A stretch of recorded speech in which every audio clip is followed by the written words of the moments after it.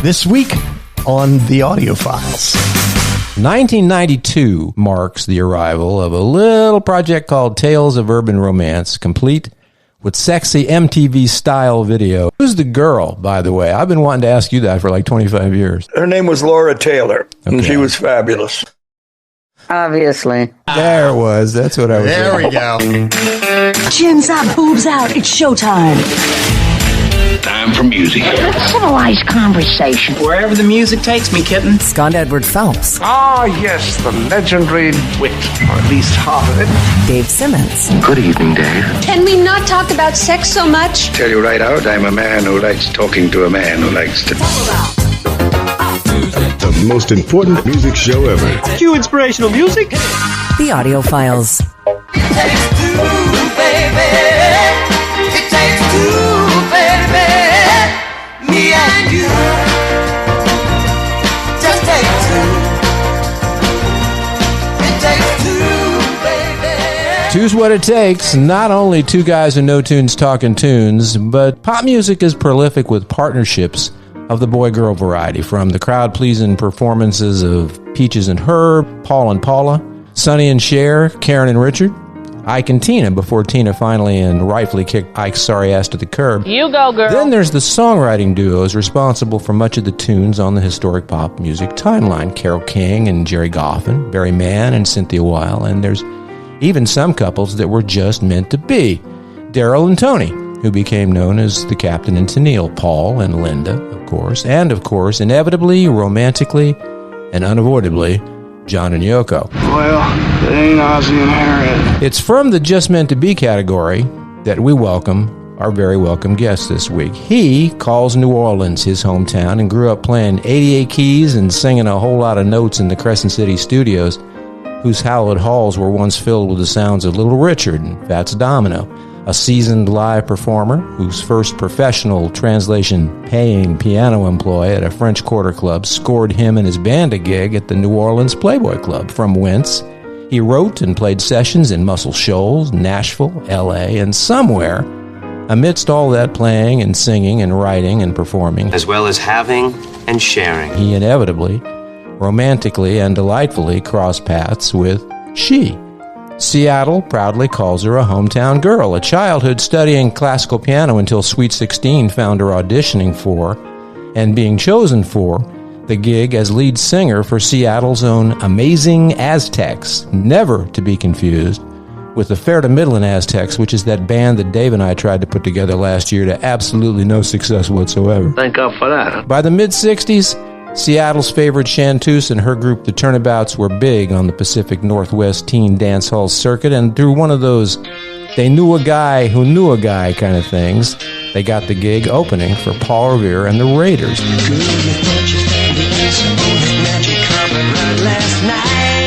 And through one of those, hey, I know Mark Lindsay of Paul Revere and the Raiders, and he knows a successful producer named Chip Moman, she was pitched a song by another Chip, a certain Chip Taylor, and that song, a million-selling top 10 hit that is as popular all these years later as it was all those years ago. Oh, and she also crossed paths with that he we mentioned a couple of minutes ago, and they live happily ever after. By day, the lord and lady of a modern-day country estate just outside Seattle, complete with hipness and happiness and a much-loved herd of Old English sheepdogs. By night, and or whenever the mood and muse strike, two very accomplished and talented performers who are as gifted and witty as all giddy-up, as you're about to experience. Ladies and gentlemen, the pride of the Pacific Northwest, Mr. and Mrs. William Patrick McCarthy, Jr., known far and wide, inevitably, romantically, and delightfully as Billy Mack and Merrilee Rush.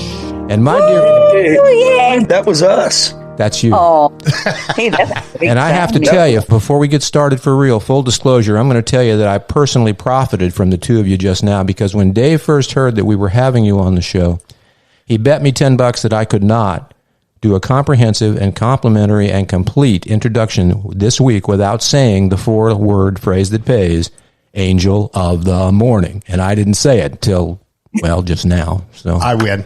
Damn.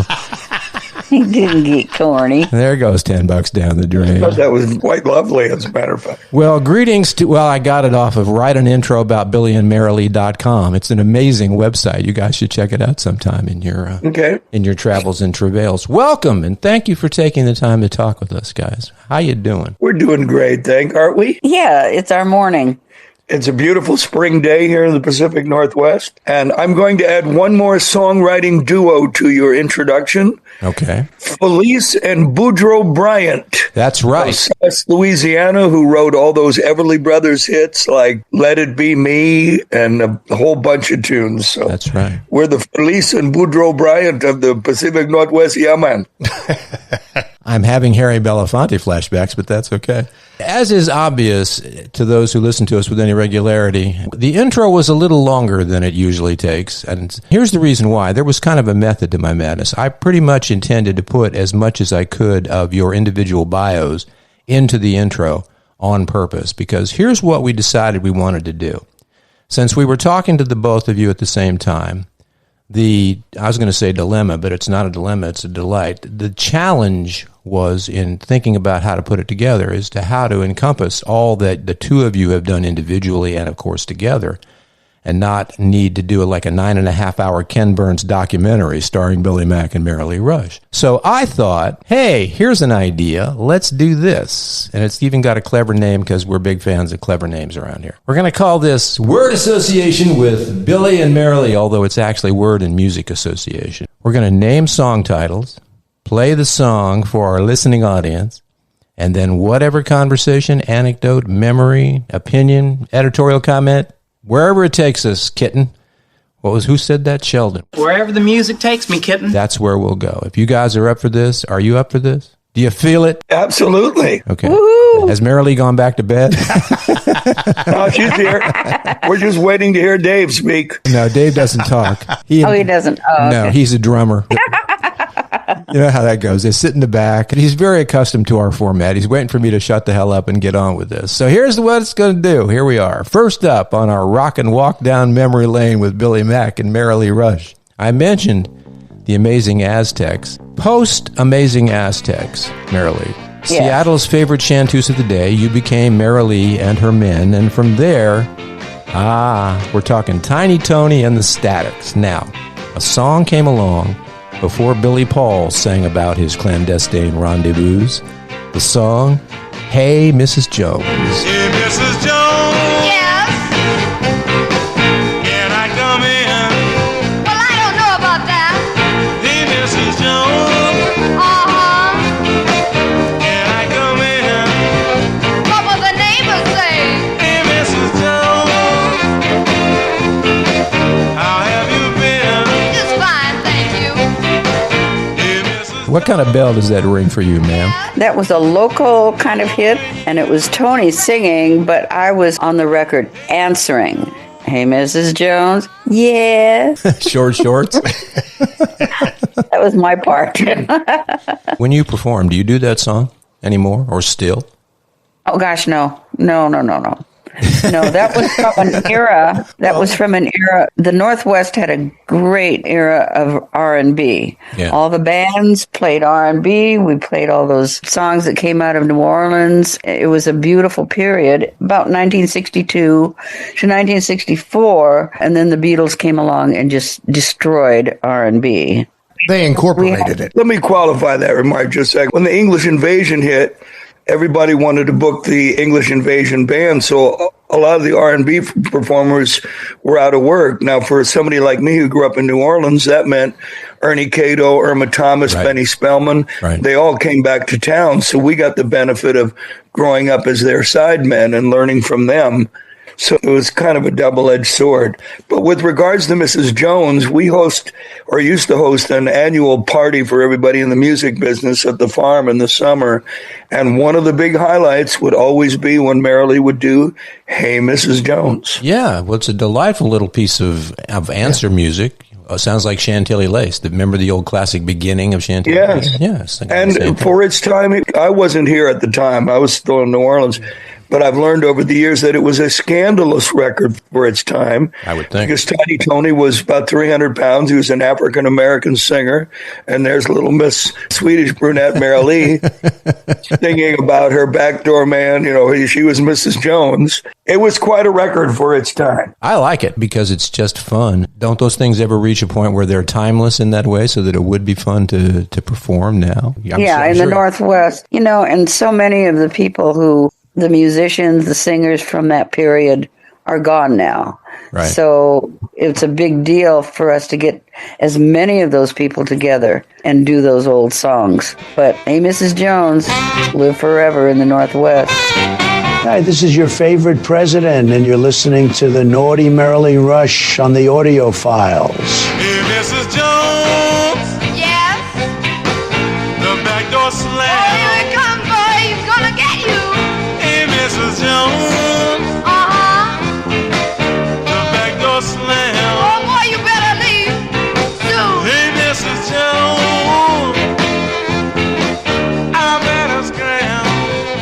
You know it, boy.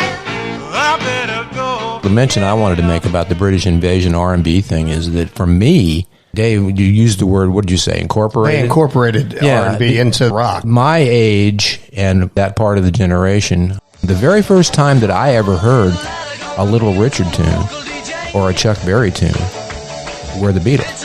The first time I heard Roll Over Beethoven was George Harrison singing it on the Beatles' second album. Me too. And I know we're not suddenly leaping to the defense of the Beatles or the British invasion thing, but it's kind of interesting that the observation is that it did change the texture of things, and yet they were respectful of it and knew what they were dealing with and exposed a lot of us to stuff that we probably wouldn't have heard had they not done it. So, hooray, hooray. To me, that's sad. Why is that? Well, you were lucky enough to hear the original records, Merrilee. Enlightenment comes to us all at its own pace. There's that. Well, Merrilee, you're a purist. I mean that in the highest complimentary sense. When the Beatles and the Stones did those songs, we found it to be sacrilegious. Really? Absolutely. Let me give you a good example of just how hip this girl is. I brought home Micah McDonald's record of I Keep Forgetting. Yeah. And I put it on the stereo and I played it for Merrilee and I said, you got to listen to this. And about 30 seconds in, she goes, take that off. I said, what? She said, take that off. I said, why? She said, here's why. And she turns to her album shelf and pulls out the original by Chuck Jackson from 1962. I keep forgetting you don't love me no more. Yeah. Okay. You do. I keep forgetting you don't love me no more. I keep forgetting you don't want me no more. I keep forgetting that you told me that you didn't want me around anymore. But these stupid old feet just head for your street like they've done so many times before. The revelation is astounding because already, just in like we've been talking 10 or 15 minutes here, and already I've learned something about, and I'm pretty extensively researched because I do my homework, plus I know everything. Ask anybody that knows me and they'll tell you. Oh, he does. Yeah, he see, does. there you go. But I learned something fascinating and touching about Merrilee Rush. Merrilee Rush has a real handle on the musical equivalent of, you ain't from around here, are you, boy? Because well, you know, you don't usually get that in your part of the country, so I'm saying good for you. You and I, Scott, grew up with the great Irma Thomas. Yeah. And Merrilee was the Irma Thomas of the Northwest. And so when you mention Hey, Mrs. Jones in the Northwest is very much like Breakaway or a couple of those Irma Thomas records that are revered by the generation of people that grew up with those songs. Yeah. I can't break away, though you make me cry. I can't break away, I can't take it back. I'll never, ever break away from you. No. Meanwhile, speaking of, so New Orleans gigs, Billy Mack comes of age, studio performing work, etc. Decades of writing and performing, and I'm jumping around the timeline here a little bit, but just since 1992 marks the arrival of a little project called Tales of Urban Romance, complete with sexy MTV style video and the single, The Other Side of Town. I'm waiting for you on the other side of town. I'm looking for you on the other side of town. I'm waiting. Hey, hold me in the night, but before we see the light, I know you'll be going back to the other side of town. Yes, you will, baby. Complete with cigarette. Yeah, I love that. And who's the girl, by the way? I've been wanting to ask you that for like 25 years. I never got around. Her name was Laura. Her name was Laura Taylor, and she was fabulous. Obviously. See, there it was. That's what I was There saying. we go. There we go. How did that record do, Billy? It didn't do all that well as a record, a chart record. I showed up in Los Angeles. The guys at A&M told me I was the first artist to ever show up with his own video all ready to go. But it came down ultimately to a choice between myself and a guy named Chris DeBerg. Yeah. Because I put all my eggs in the A&M basket, and David Anderle at A&M ended up picking Chris DeBerg. So for most people, some people got, a very few people got The Other Side of Town, and the rest of the world got The Lady in Red. Lady in red is dancing with me. It still wears really well, though. I was listening to it the other day. It's catchy. It's got a great beat. You can dance to it. It meets all the criteria. Dave will testify. We haven't seen each other. You and I and Merrilee haven't seen each other for a long time, but I don't like anything. So when I say, wow, I really... I'm aware of that, so thank you. You're listening to Scott Edward Phelps. I know you'll be going back to the other side of town. The Audio Files. I know you will, babe. Well, I'll tell you a very quick story about that cut. You might remember, of course, you remember a great producer named Mike Daniels. And Merrilee and I worked with Mike a ton. Mike took me under his wing and made me part of his session band at Doc's Place in Hendersonville. Sang on many of those tracks my own self. Yes, you and I and Kim Morrison. We'd do spec sessions, and every now and then we wouldn't get paid because Mike didn't get paid by the guy who was doing the spec sessions. Right. So I cut a deal with Mike because those spec sessions, guys would come in with 2 lines and we'd have to write a song and they were getting the credit. So we kind of cut a deal. Well, if we're not going to get paid and we write the doggone song, we get the track. So the original track for The Other Side of Town was cut under those circumstances. I ended up writing the song on the floor and the guy didn't pay us. So I said, hey, Mike, I wrote this song. He said, well, good, you can have the track. That was good times. A lot of good stuff came out of that little studio. Mike was a pleasure to work with. Well, that's how I met Kim. She was actually songwriting with a lady named Ruby Heiss and living in the apartment complex down the street and around the corner, and it was kind of a familial thing, and Billy Strange was involved there somehow or another, but she was always Mike Daniels' go-to for backup vocals. Yeah. And one night she was booked a session, and she and I had been living together, and he called her and said, so-and-so has copped out tonight. And she said, okay, don't worry about it. I got somebody I can bring in. And he said, who? And she said, Scott. And he'd met me, but he didn't know me from Adam. And he was like, and you could hear on the phone, you could probably hear his eyebrow go up. Oh, really? The boyfriend? And she said, no, trust me. He can sing harmony. He'll handle it okay. And I went in, and apparently I handled it okay because we became a really good team and did a lot of really great work over there. In fact, when Kim and I, you know what? I hadn't thought about that for a long time. I must have blocked it. Kim and I got married in that recording studio. Yes, you did? No. We did. We had whoever was the officiant stood at a music stand, and Paul Hollowell, who did a lot of piano work for Mike, was on the grand piano and played the wedding march. And as we walked out, you know how at West Point, when they have the military wedding, the swords are crossed and the bride and groom go underneath? Yep. We had mic booms. Mike's. Fabulous. And there's no pictures, and gosh, I wish we had thought to do that back in the day. Other Side of Town, Billy Mack, everybody. All right, let's jump back to the mid-'60s. By this time, Merrilee has moved on, and it's Merrilee Rush and the Turnabouts. In the mid-'60s, the tune that when 100 years from now, the name Merrilee Rush comes up in conversation, it's going to be the tune that immediately comes to people's minds and hearts and soul. That's right, I'm talking party song.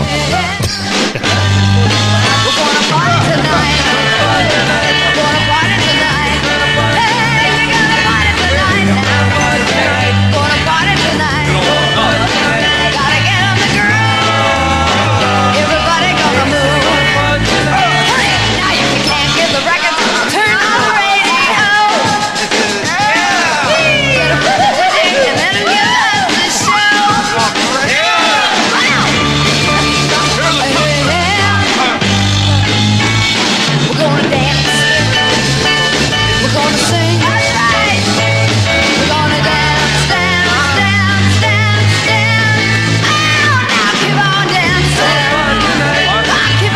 was an infectious song, I will tell you. I enjoyed that quite a bit. Merrilee's still stunned or perplexed because she thought I was going in the direction of, that other song that was a top 10 hit at the time. But I thought, nope. I heard Party Song, and I said, that's going to be your legacy, kid. When, God forbid, many, many years from now, the obit shows up, that's what's going to say. Party Song songstress. I love the Party Song. I do, too. Yeah, me too. Just fun. And when the Jimi Hendrix Museum, as they call it up here, I think it's officially the EMP, the Paul Allen Museum, opened up, they put together a CD, and the Party Song, I believe, led it off. How do you feel about it all these years later, Merrilee? Well, that was one of about 4 songs that I wrote and recorded up here and released.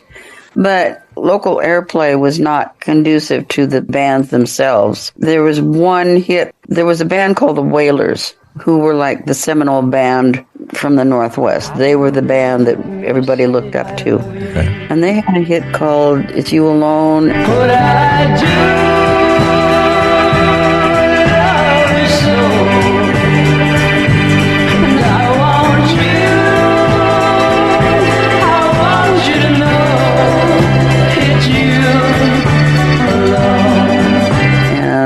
Something else that went national. They actually went on Bandstand back in Philly. But we just did it for kicks. We wrote the songs, recorded them, released them, and let it go. We just let it go. Let it go. You know something? One of the reasons, and this is, and Dave and I talk about this a lot in a variety of contexts when we do episodes of this program. We're always conscious of the fact that anything we say at this point in our lives and our experiences in terms or the context of music that we appreciate, we really try to be careful not to, what we call it is old fogey fartism, where when we go, well, in our day, songs were wholesome and clean and fun, and it was fun, and you didn't have to mention bodily organs.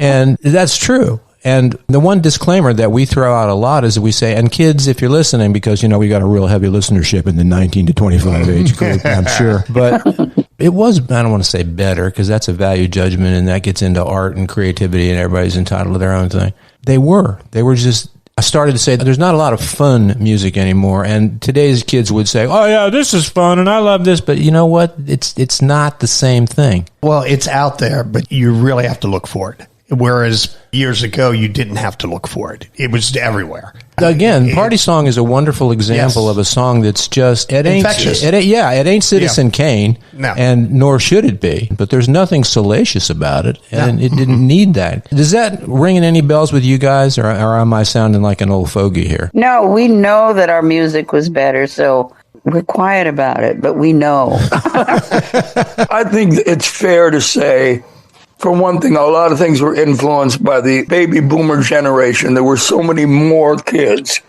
Our demographic on a chart looked like a mongoose going through the body of a snake. Right. But there was also a certain level of innocence about pop music. Pop music was something that came out of a spontaneous explosion out of a generation of kids. And there was an innocence about it. We weren't as jaded about the music business itself because we hadn't learned how badly they were going to screw us yet. So, yeah, that's true. And some of the best records, we all know this, some of the best records were records that just happened and nobody thought a whole lot about it. You just created the song and everybody went, hey, this is cool. And back then, all the genres were mixed together on the charts. We had country, we had a little bit of jazz, a little bit of... Yeah. In a given hour, you might hear Booker T and the MGs.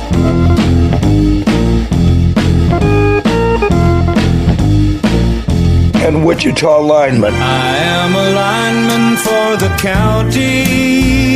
Yes, thank you. I distinctly remember talking to somebody not too long ago, and I made some similar mention. I was talking about the weekly little paper surveys that the radio stations would put out in the record stores and the department stores, and we could run to our favorite store and pick up the top 50 on WNOE or WTIX. And from, say, I'm eyeballing in my memory, 1965, amongst the top 5 records were Henry VIII by Herman's Hermits. I'm Henry VIII, I am. Henry VIII, I am, I am. Ticket to Ride by the Beatles. She's got a ticket to ride. and Flowers on the Wall by the Statler Brothers. Smoking cigarettes and watching Captain Kangaroo. Now don't tell me I've nothing to do. Statler Brothers. And there was nothing weird about it. There was nothing unusual about it. It was just good music. Right. And Merrilee, thank you for being the one to say it out loud. We know it's better. We just be quiet about it. She has a bumper sticker that says, "I'm not old, your music really does suck." Yay.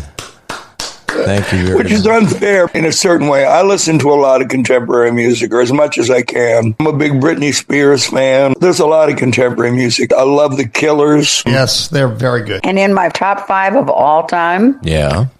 My Chemical Romance, Welcome to the Black Parade.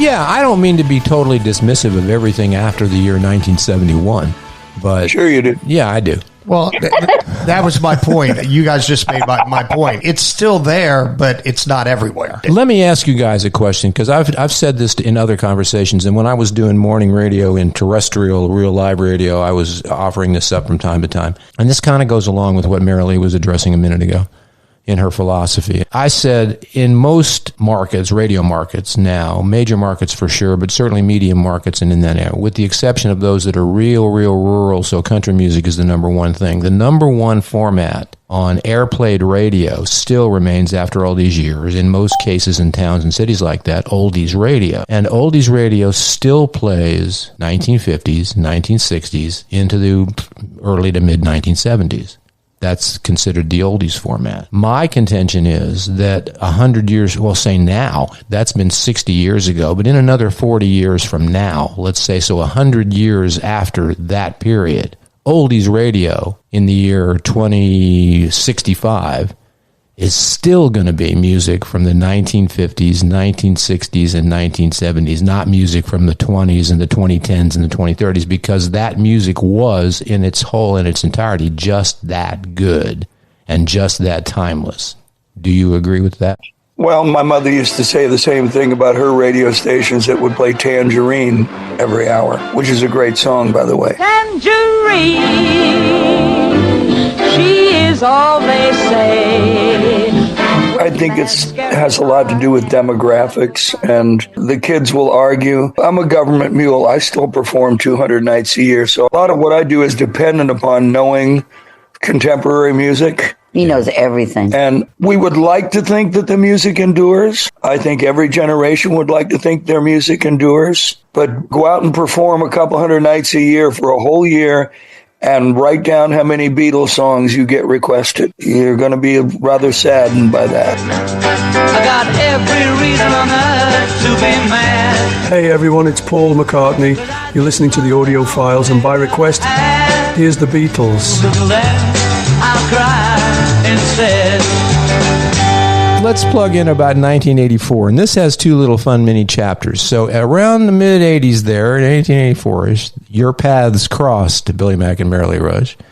You became her tour band leader, and that was the opening scene of your Lifetime movie, Billy and Merrilee Sitting in a Tree, also known as Someday My Prince Will Come and Be My Tour Band Leader. You want to share with us the Meet Cute story? Well, I will say this story of how our romance began. It began at the Playboy Club in New Orleans, when on the same night, a rat ran out from under the buffet table and across the feet of the fire marshal's wife. I smell a rat, babe.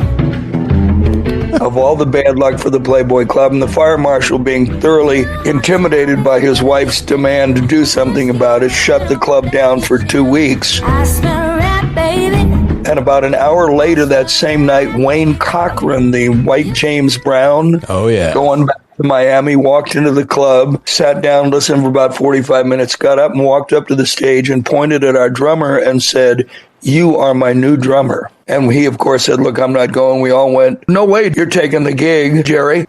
guitar player during the vacation. We get 2 weeks off. 3 days later, he goes to Miami Beach, gets drunk in a bar next to a guy who is totally hammered, asks why. The guy says, Merrilee Rush is coming next week. I don't have an opening act. My opening act just canceled. Our guitar player goes, hey, we're the band from the Playboy Club in New Orleans, forgetting that our drummer had just been hired by Wayne Cochran.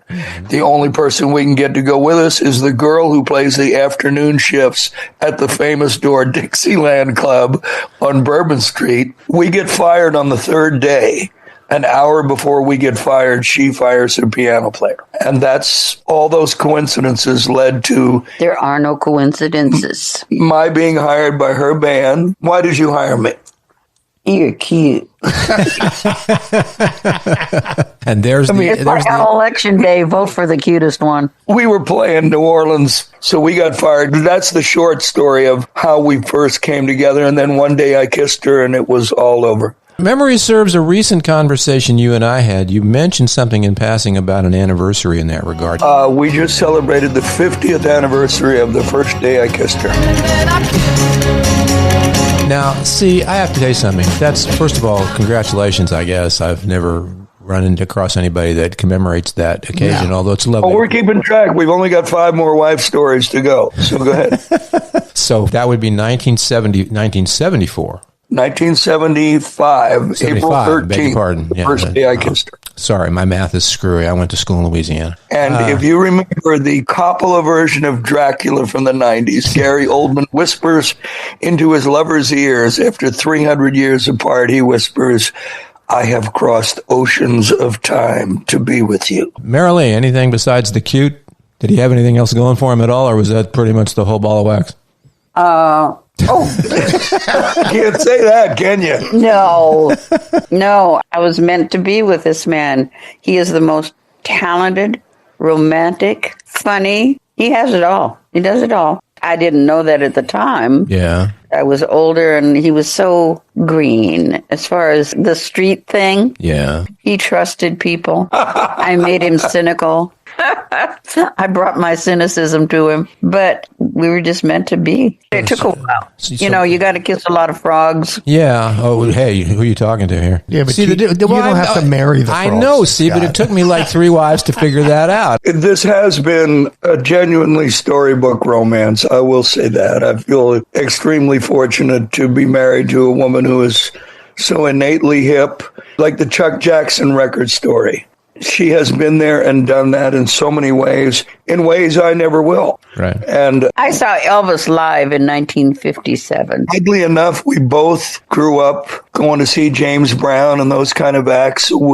We do have a kind of common musical heritage underneath it all. And I saw Tina Turner Review in 1963, I think. I didn't know they let 5-year-olds into Tina Turner shows in those days.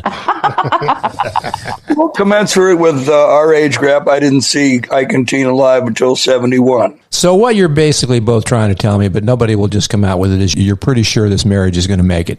Is that what you're saying? It appears we're going to make it. Well, God bless. Nice. I'm proud to say that mine is too. Of course, it took me. I've been married to this lady that I'm with now and forever after for almost 14 years. And wow. Well, for me, that's a personal best. That has to be some kind of personal best. I'm gonna show you how a woman can feel when the woman is mine. I'm gonna satisfy you day by day, one night at a time, one night at a time.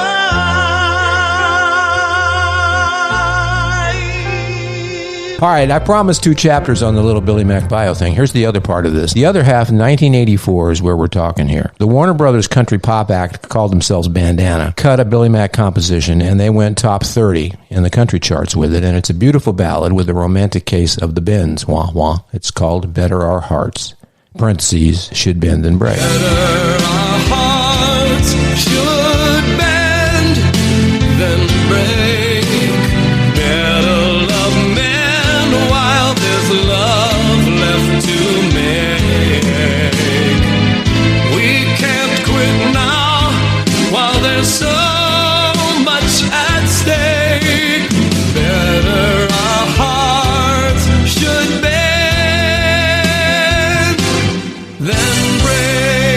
We do a segment on our podcast, this program, The Audio Files, each and every week called 6 Degrees of SCP. And basically what it is it's my excuse to come up with some way that I can name drop or title drop something that I've accomplished and show off, only make it sound kind of NPR-ish so it's not so braggadocious. And then there's another segment that we do in the same episodes called So Close. So close. Now, as performers and songwriters, we've all had the experience, and I'm not so egotistical as to say I'm the only one, but we all have interesting and colorful stories. So Close is the segment where I talk about how I came that close to getting the Kenny Rogers cut, and Kenny Rogers said no. But this song, Better Our Hearts, this great hit written by Billy Mack, this one falls into two categories for me. One is 6 Degrees of SCP because I think I'm connected. Number one is So Close, unless memory fails me on this. And Billy, tell me if I'm wrong. I recall that you and I had an appointment to get together and write, which we did semi-regularly back in those days when we were in a closer physical proximity to one another. And you had a song that you were kind of working on, and you were going to bring me in, and we were going to sit down and work on it. And I don't remember why me, doesn't matter, because it's, shit happens.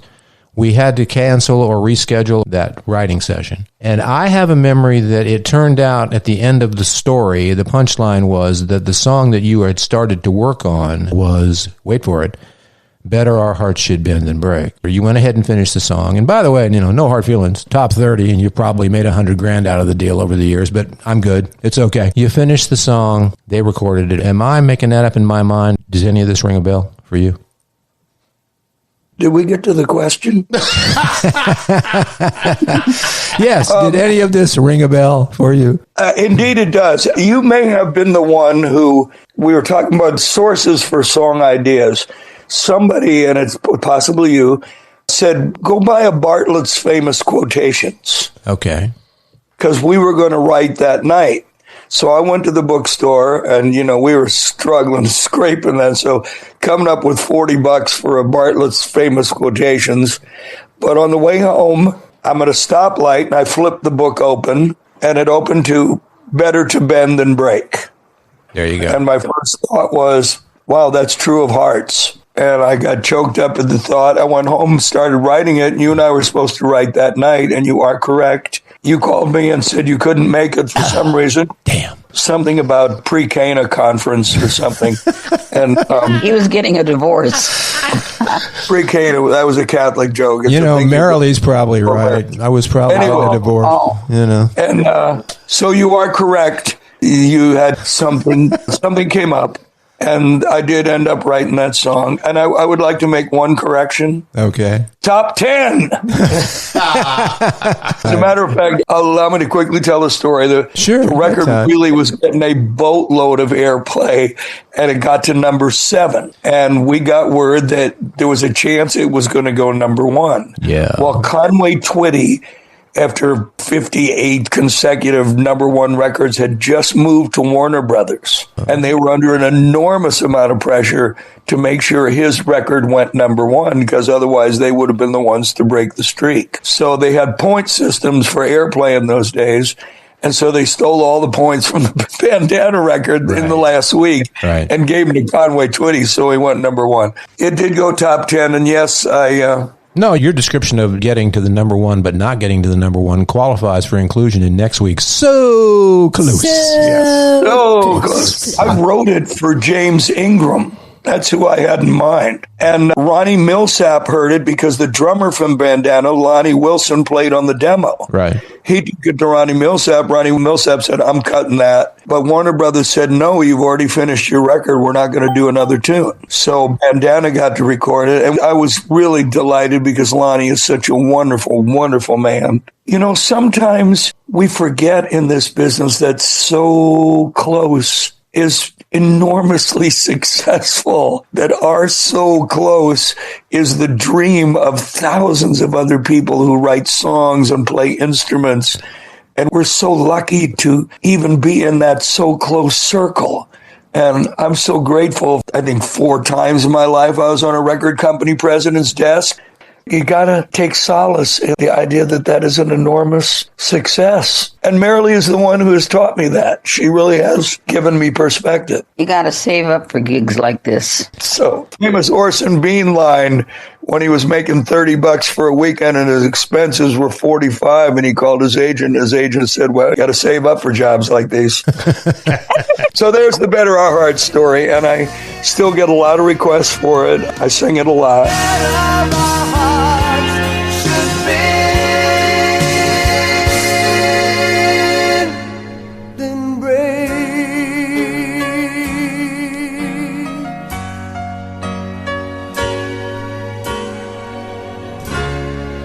1968, Merrilee Rush is on Bell Records, and the last single that you did for them was written by what I would describe as a powerhouse female songwriting duo whose names are not household, but the song resumes individually are, and that song is That Kind of Woman. My life is spent in great anticipation, but it's a hopeless situation.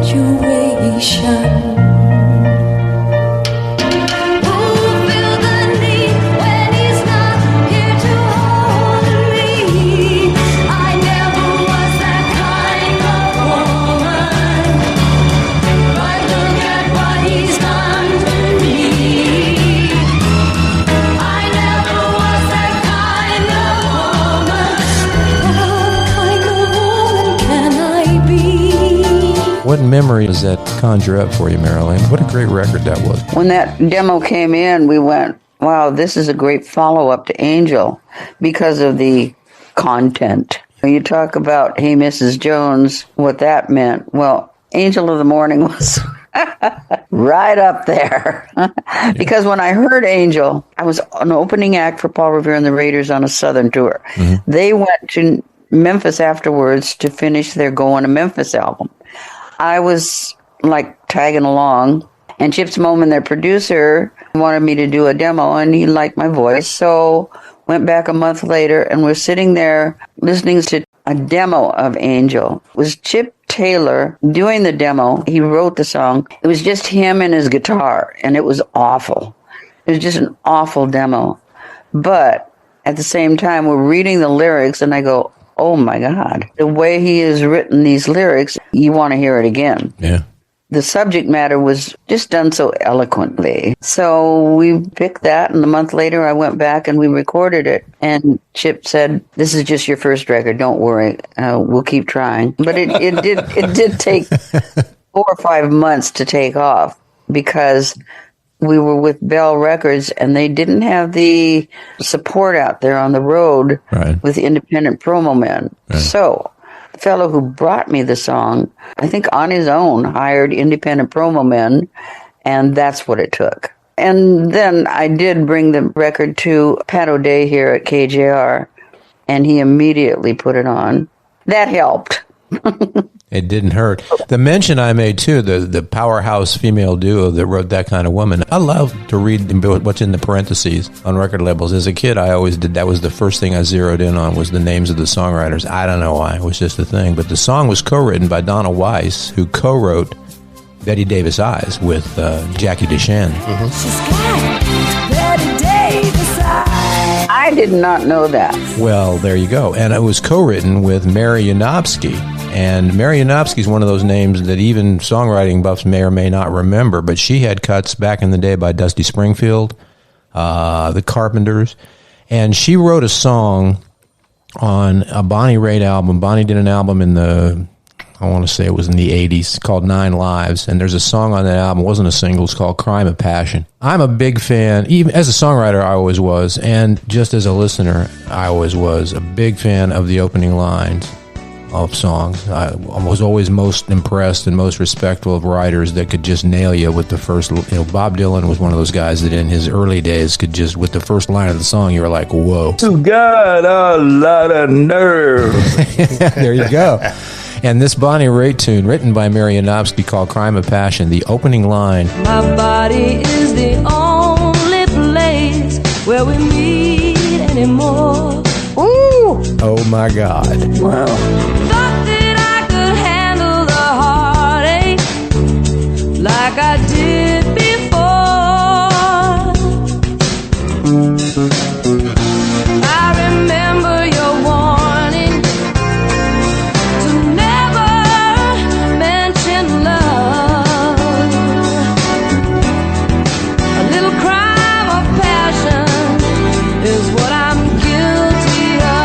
That's a songwriter is what that is. Coming up on the Audio Files. Johnny Cash had a variety show on in the late 1960s. Yeah. And he introduced you as, quote, the sweetest apple the state of Washington has ever produced. And you bounced right on out there and you sang... Ladies and gentlemen, little apple. Hello, I'm Mr. Ed. You sang Everyday Living Days on the show. What a great piece of work. Here is the sweetest apple the state of Washington ever produced, Miss Merrilee Rush. The Audio Files is produced in the United States of America. Questions, comments, and witty banter welcome. AudioFilesBroadcast@gmail.com. That'll make every loving day worth living. The Audio Files. Every day living.